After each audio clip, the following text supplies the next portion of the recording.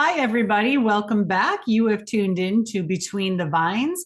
This is a podcast from the Lake Erie Regional Grape Program, which is a collaboration between both Penn State University and Cornell University. So we have specialists.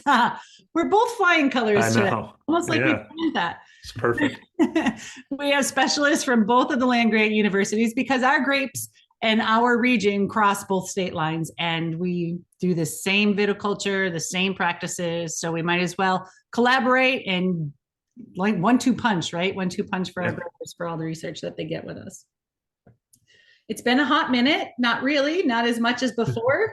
This, I think it's been 3 weeks since our last one, and we're going to try to do them more regularly, if not weekly. I can't promise that, but twice a month we would like to update this.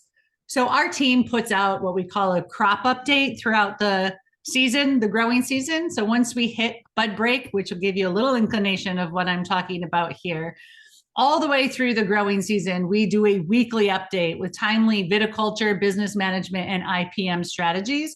If you are at all interested in that, please visit our website. There are ways to sign up for it. But this is cool climate viticulture that we're talking about. So there's a lot of humidity and a lot of disease and things that have to happen throughout the year. I would like to introduce my co-host. My co-host is Andrew Holden. He is our business management specialist from Penn State. And I'm going to let you kick it off today. Cool. Thanks, Jen. Yeah, there's a lot going on. So we'll try to go through all of our proposed topics today as efficiently as possible. But uh, what I wanted to start off talking about is been getting a few questions about the Resilient Food Infrastructure grant that is still going on in New York. It's already done and over with in Pennsylvania and probably most states in the United States. New York was one of the last ones to go through with it, and it was a two-part grant. The first part was an infrastructure uh, grant that was a little bit larger for larger scale investments like processors. So some of our local processors were going or did apply for that grant, and right now we're just waiting to hear back if they're going to receive it.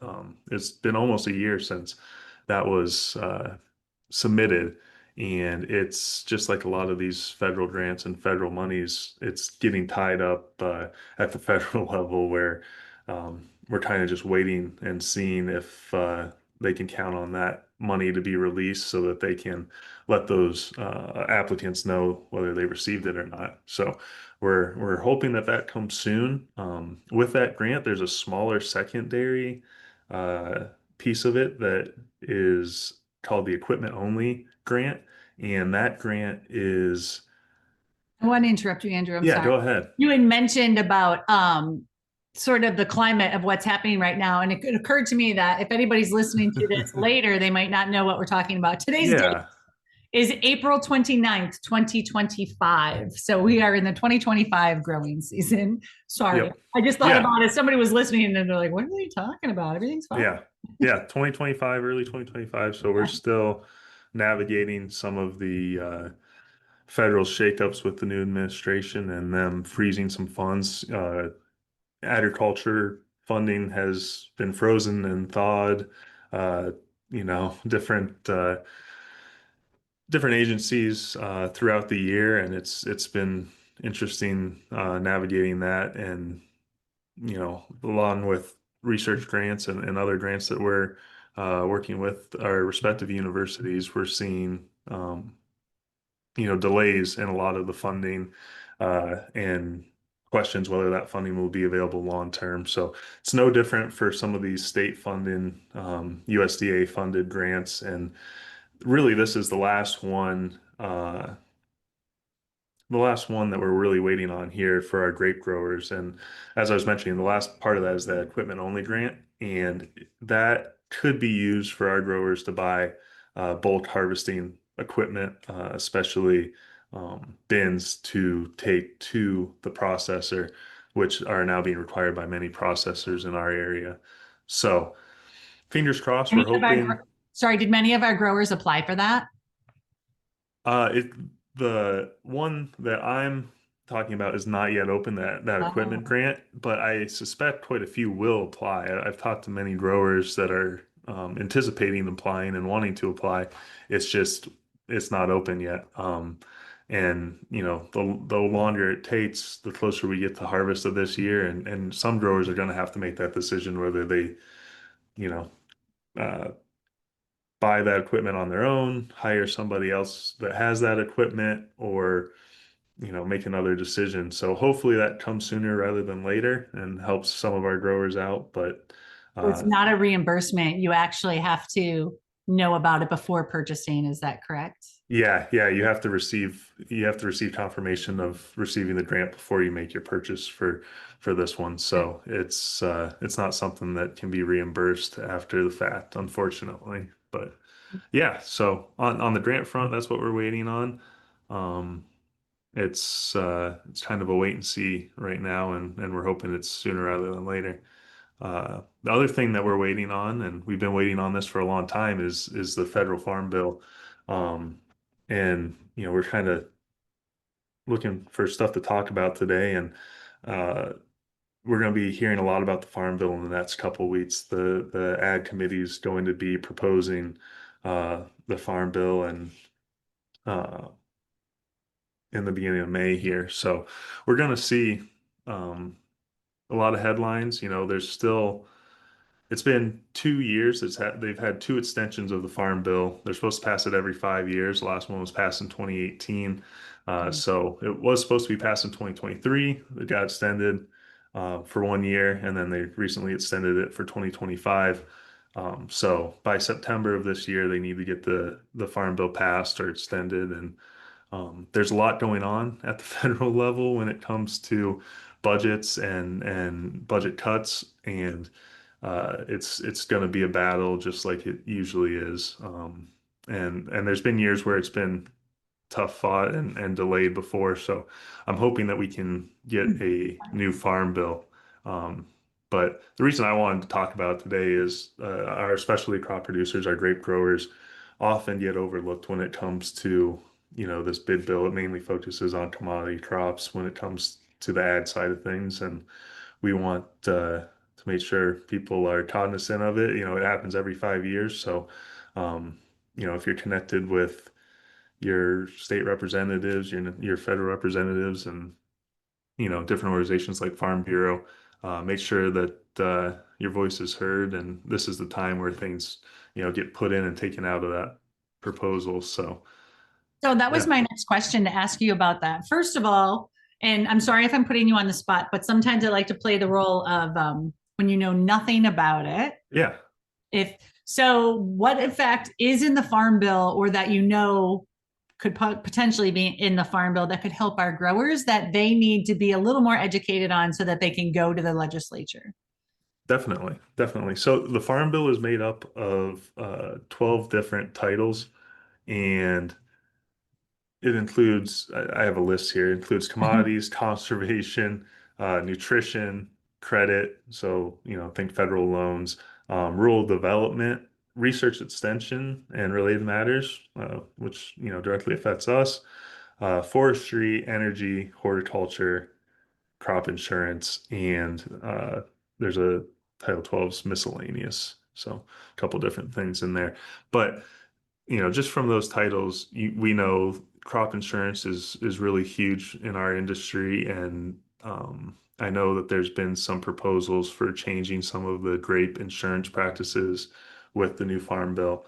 But then also, the funding for uh, horticulture, covers um, research and infrastructure for fruit and vegetable, or yeah, for fruit and vegetables. So we're there's a couple different titles there that affect markets and affect sales of grapes for growers here. Um, and loans, credit, obviously, if you take advantage of any of the USDA loan programs, that is important to keep an eye on as well. Okay, perfect. Thank you for clarifying about the farm bill and what is in it thus far. And I don't know how many of you remember, but we actually held farm bill listening sessions at the Cornell Lake Erie Research and Extension Laboratory that had Congressman Nick Langworthy was there, and others who are working on the Farm Bill to hear our concerns from our region. But they can still voice their opinion since it hasn't been approved yet, correct? Yeah, definitely. There's going to be a lot of changes made up until it gets passed, if and when it gets passed, right? So definitely still time, to share. And I know Congressman Langworthy has um, proposed some legislation changes that are grape specific as well. I'm not sure what the current standing on that is in terms of the new farm bill. I think we'll find out here in the next week or two. But yeah, definitely still time to yeah, And how contact do your they, representation. yeah, I was just say, how do they get their voices heard? What is their course of action? Yeah, yeah, local representation and farm bureau and other organizations that represent our farmers or growers here. Yeah.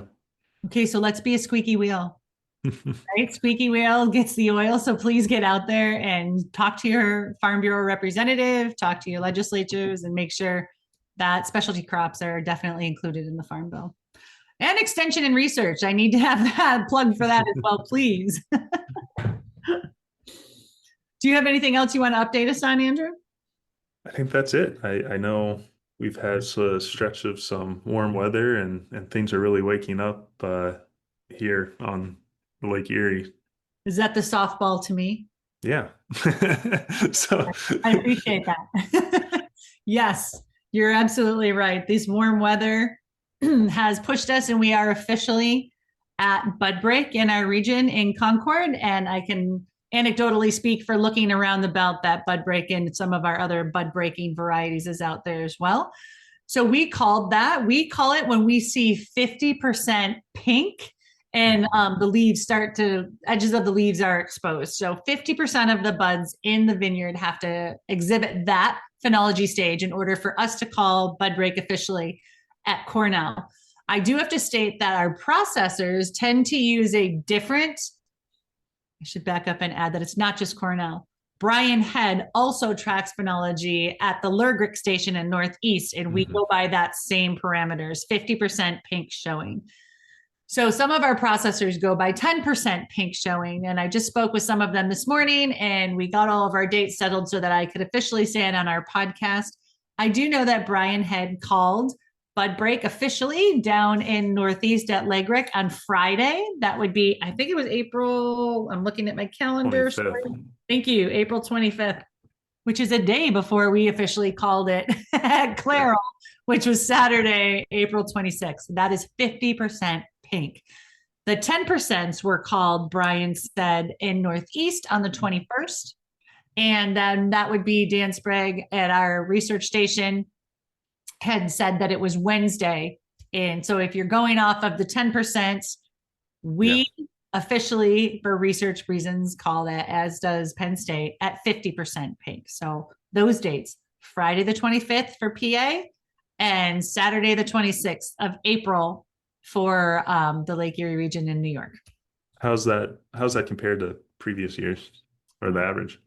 Yeah, thank you for asking that question about where it was in the past, because that is a part of my research for the Lake Erie Regional Grape Program. I am looking at not only microclimates and flora management, because we're non-irrigated in most of our Concord vineyards in this area. It's just, there's not a lot of room to do that for added extras and still be profitable, which I would love it if everybody could irrigate their Concord vineyards, but it's not feasible. So how can we give them enough water and nutrient availability in non-irrigated vineyards as part of the work that I do? I also do research in frost and freeze protection, which came about because of the fact that our green tissue bud break was happening earlier and earlier throughout the decades. And that means our frost-free days have not changed, like the chance of frost has not changed. So like April 28th is around that time when we can have our last freeze, but then you still have the threat of frost through May. And anytime that we have green tissue exposed and it gets tinged by these low temperature events, then obviously there's ice nucleation, which is the water inside the the plant itself can freeze and the lice Hmm. cells. And there's a whole lot of science behind it, which I don't want to bore you with, but we are certainly looking at that. So in doing so, I looked at the bud break with that phenology data set that's located on our website, lergp.com.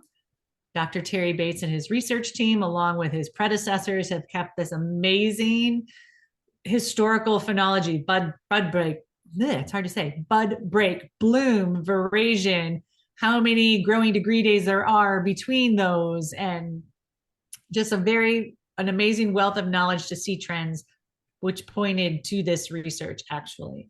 So in the decade of the 70s, there was only one growing point because we started collecting, I believe, in 1979 with the bud break data. That was on May 10th.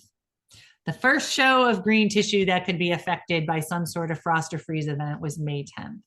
Then in the 1980s, it moved forward to May 6th. That was the average across the decade of bud breaks, some below, some behind, but the average was May 6th that we saw that green tissue. The same thing happened in the 1990s. It was May 6th. In the 2000s, that first decade, it went to May 1st. So you can see we started off at May 10th. Now we're at May 1st, and that is 4 decades later. Then in the next, like the 2010s to the 2020s, we had a couple of them. There was some cold events that happened in there where we had long cold spells of cold weather. So that pushed our bud break to May 4th. So in the 2020s, now we only have 5 growing points, 5 data points for that. But now we're averaging April 29th. So as you can see throughout the decades, bud break is pushing earlier and earlier. So we have that threat of frost or freeze damage, which is what we are looked at last year and what we are now facing again this season. It's really promising, though, that our 10-day forecast has some good weather in it. So I think the lowest temperature I saw, and I go off of our Clairol weather station. Here's a shout out to the NUA network. So there's a lot of beautiful weather data there that can help you make not only your decisions about viticulture, but also spray practices and disease management. So I go off of our station at Clairol when I do our crop updates for our region. I can't look at everybody's all the time, but you can certainly do that. Find the one that's closest to you and use that as a reference point. So historically, we're pretty early this year. Yeah. When you compare it to past years. Unfortunately, yes. If you were looking at just the last 5 years. Yeah. Excuse me, in 2020, it was May 15th. It was really late that year.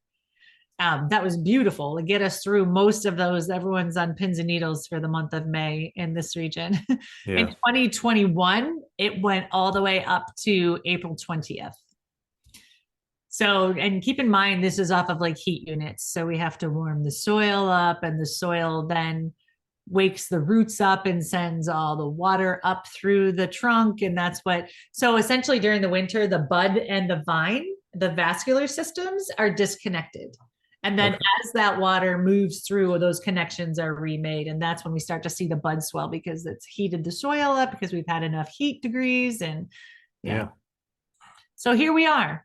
Now, what does that mean for us viticulturally? So means you're gonna be watching the forecast every day, right? Yeah. Which is trying to, hey, everybody, the next 10 days looks fantastic. I can tell you, I spoke to my colleague, Maria Smith at Ohio State, and they hit it a bit earlier than we hit our bud break. So they're also it's a little tumultuous. We just want to get past May so that we can have, I don't want to say it's going to be fret free, but May is very tumultuous in Eastern viticulture once you hit bud break early.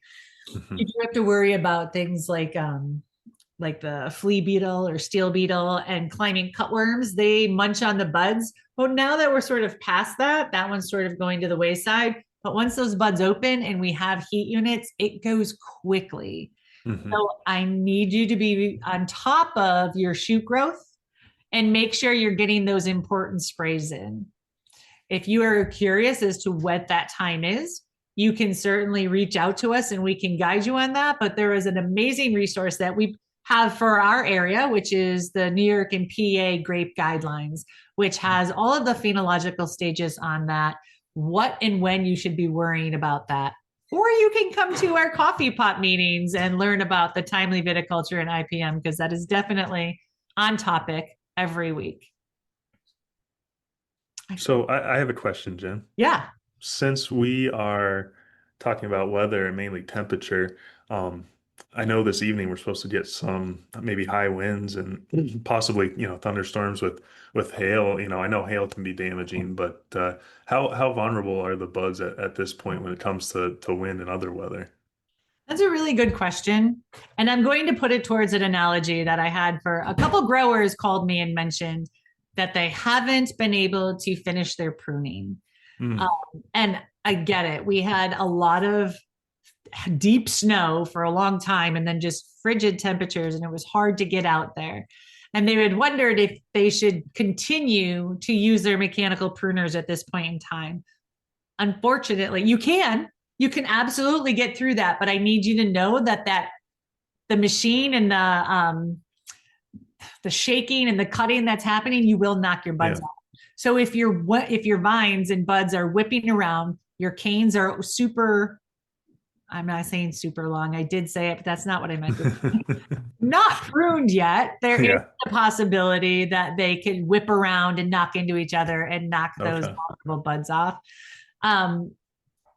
To get back to that question, if your pruning is not done, you can actually get out there and mechanically prune, but just know that you're going to farm secondaries when you do that, which Hmm. maybe that's okay. Maybe that's part of your acreage, and maybe it's some acreage that needs a little bit of a rest, unless you were in the frost area. And they're very rested at this point in time. Yeah. But or you have other options. You can wait and do shoot thinning between the 5 to 10 inch shoot growth range, when you can go out and count shoots and know that you have too much fruit hanging out there. So then but you need special fingers to do that. So make sure that you have the equipment. And if you have questions, give us a call. And there's another opportunity if your vines are too heavy, and that's during 30 days post bloom when you're doing your crop estimation. You can then do fruit thinning, but you need to have a mechanical harvester to do that. All of these can also be done by hand, but of course that's a lot of time. So if you didn't do it and you still have acres left to prune, you can get out there and do it by hand, or you can mechanically do it, but know that you are going to there's trade-offs with both. There's still options out there. Yeah, there are options out there. I don't know if they're the best options, but there are options. Okay. Well, this has been a long, disjointed one. Apologize for any of the background noise. I appreciate you joining us. Andrew and I would like to invite you to join our coffee pot meetings. So Yes. every Wednesday throughout the growing season, starting next week.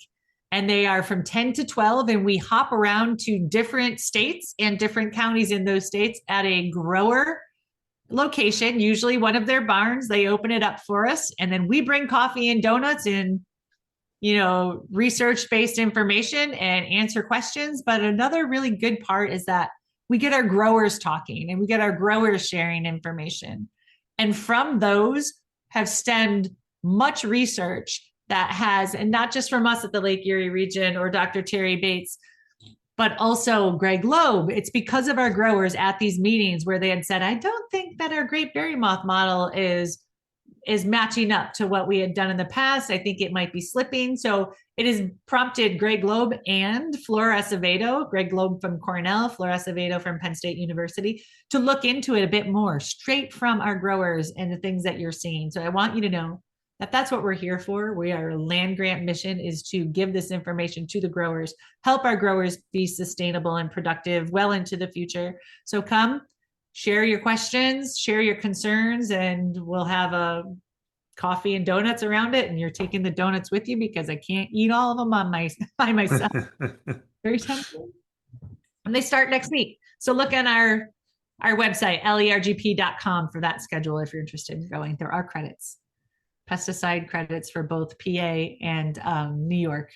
A lot of, for your recertification. So credits, coffee, donuts, giggles. Come enjoy. What more can you ask for? Right? We're looking forward to it. We are. Well, that was this week's podcast, Between the Vine. Hopefully you'll check back in a couple of weeks. If there's something that you are interested in or would like some research on, please feel free to email us. And we can certainly, time permitting, because it is a very, very quick and fast pace over these next couple of weeks, we will try to incorporate if it doesn't happen in these next couple of podcasts, they will certainly be slated for future podcasts to answer your questions. All right. Have a great week, everybody. Good luck.